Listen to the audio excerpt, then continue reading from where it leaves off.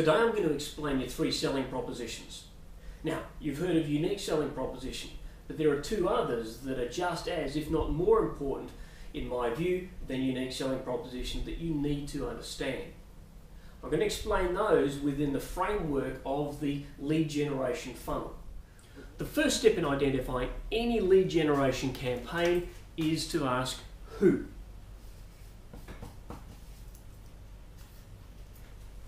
Who is the most profitable, cash flow ready target market that I can have? Now, in order to answer the who, you need to look at one of those selling propositions that I mentioned before, and that is your TSP, or your tribal selling proposition. What's your tribal selling proposition? Imagine if you gathered every one of your clients and prospects and customers together and put them on the floor of a warehouse and looked at them from the mezzanine floor. You look down on your tribe.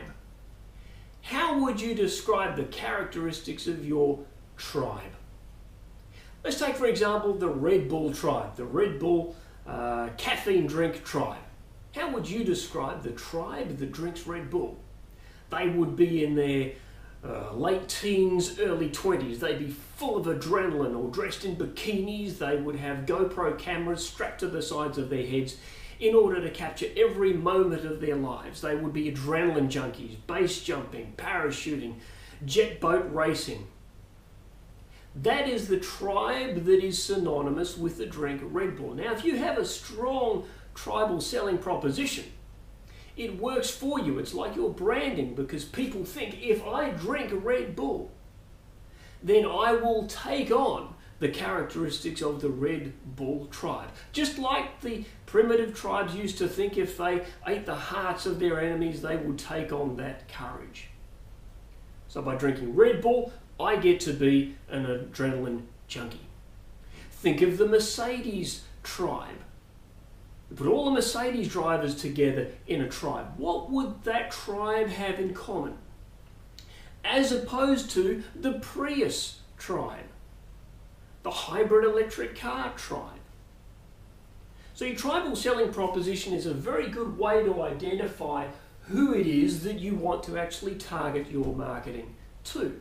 Now, the big question is there a difference between the tribal selling proposition you have currently, your current tribe, and the tribe that you actually want? Okay. Is the tribe that you are trying to gather around you what I call sometimes the financially anorexic, grass skirt wearing business owners? Those that have minuscule businesses, they're emotionally exhausted, they've left it to the last minute and they need redemption and fixing. Or is your tribe the talent on the playing field of business? Do they have a strong foundation? They're enthusiastic and they're energetic. How else would you identify the characteristics of your tribe? Now, thinking of it as a tribe is good because it allows you to stand back and view the forest instead of the trees. I find with clients, when I ask clients, what's your A-grade target market characteristic? They can sometimes tell me, oh, well, they'd be this age group and they would do this and they would have that. But often their mind is thinking about 1 or 2 individuals instead of looking back and viewing the tribe. So who is my target market? Who do I want to appeal to? Who is my cash flow ready target market? Bearing in mind the tribal selling proposition that you want, which may be different from what you already have. The next question, of course, is what?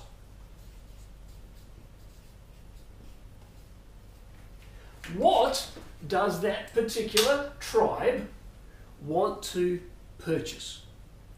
Now that brings us to the second selling proposition, ESP, or your emotional selling proposition. Okay. What is the emotion that your clients get to experience having invested with or purchasing your product or service? For me, it's about control.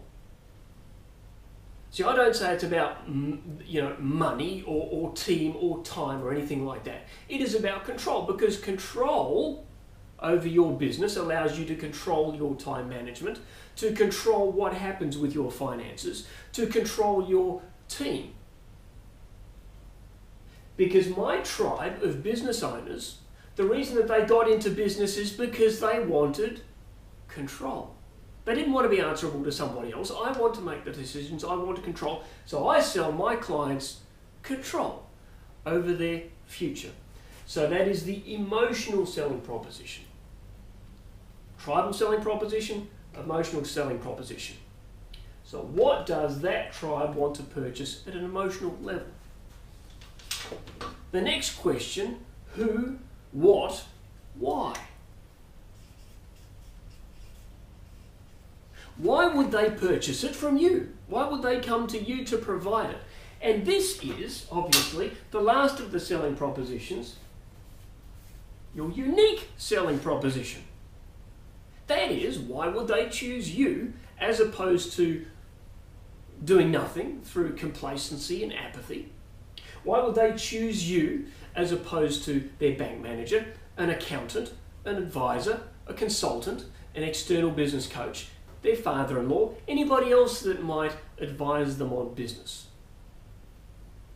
What makes you uniquely able to provide this emotional selling proposition, what they want, to the tribe that is most attractive to you, or of course your clients? Now, here's a little bit extra in the funnel that I think is important.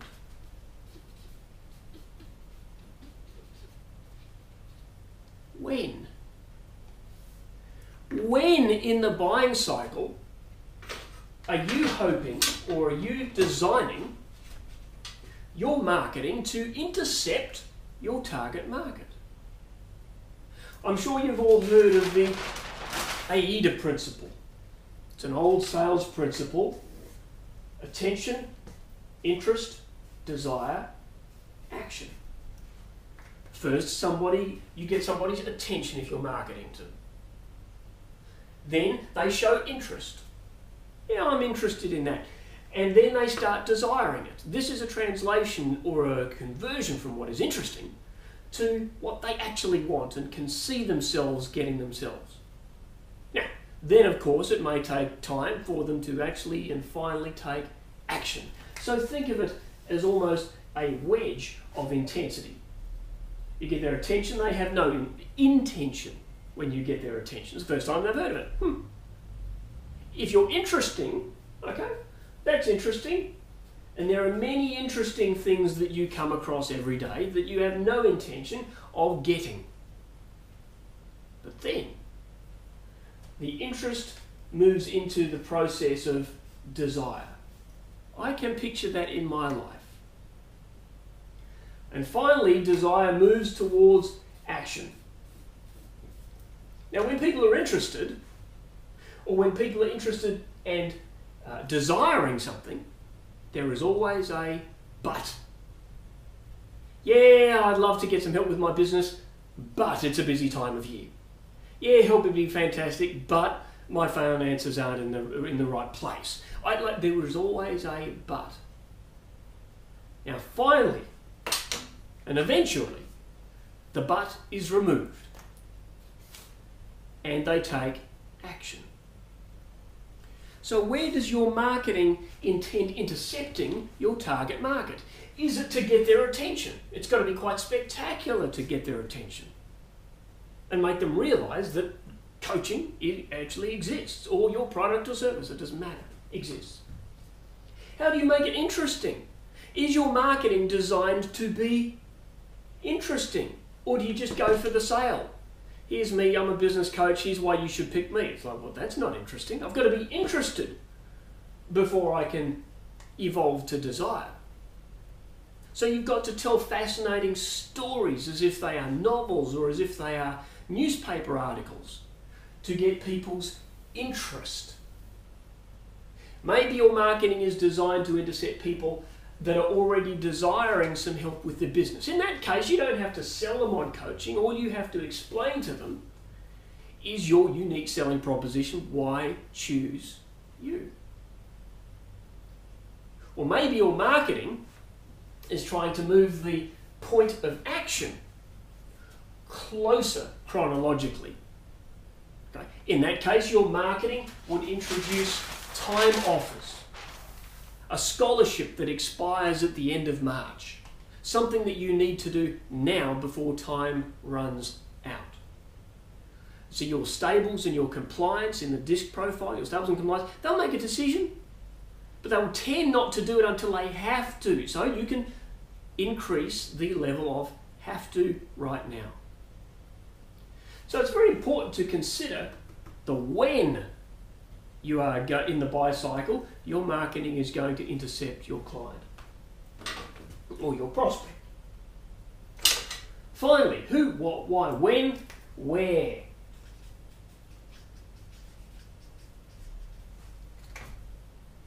Where do you find this tribe at this point in their buying cycle in the highest densities? Now, there are convenient ways and there are good ways. Okay. One of the convenient ways that we've all cut our teeth on is, of course, networking, BNI and Leeds Club and that sort of stuff. That's great to get out and mix and mingle. But I wonder, as Vic said in New Orleans a couple of weeks back when I was there is a tribe that you have to cut your teeth on, and then you want to eventually evolve out of that tribe and start working with good sized businesses. And Vic quite rightly was encouraging people to start on a decent sized business. He had a great idea to say you're not allowed to coach the grass skirt wearers until you're at platinum or above. Okay. So you want to identify where do your ideal target market, your tribe, where are they hanging out in their biggest densities?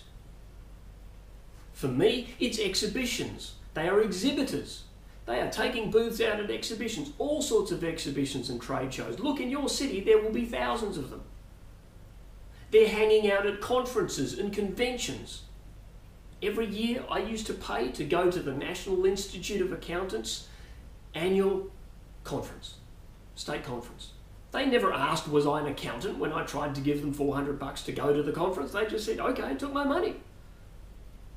I would network with rooms full of public practice owners at breakfast, morning tea, lunch, afternoon tea, gala dinners and cocktail parties. And when they would go in for sessions on compliance issues and tax matters, I would go to my hotel room and I would do my coaching calls, or I'd sit by the pool. Where do you find these people in their highest density? And finally, of course, the last question is how? How do you appeal to those people? What is the marketing vehicle? What is the offer that will compel them to take action?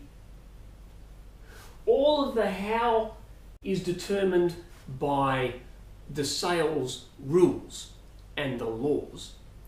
The laws of consensus, the laws of gifting, the laws of authority. There are hundreds of factors that determine whether or not your offer will actually be compelling.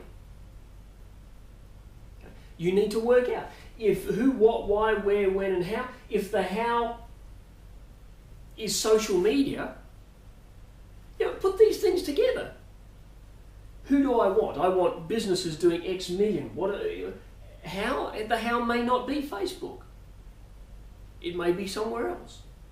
But if you ask these questions in orders, you will have a far better chance of developing a marketing program with an offer that is attractive to the tribe that you want to attract and get them to take action. So there's a tip for the day. I hope you've enjoyed the last 15 minutes or so. If you'd like any more information, I am here to help. My name's Steve Leach. You have a great day. Bye for now.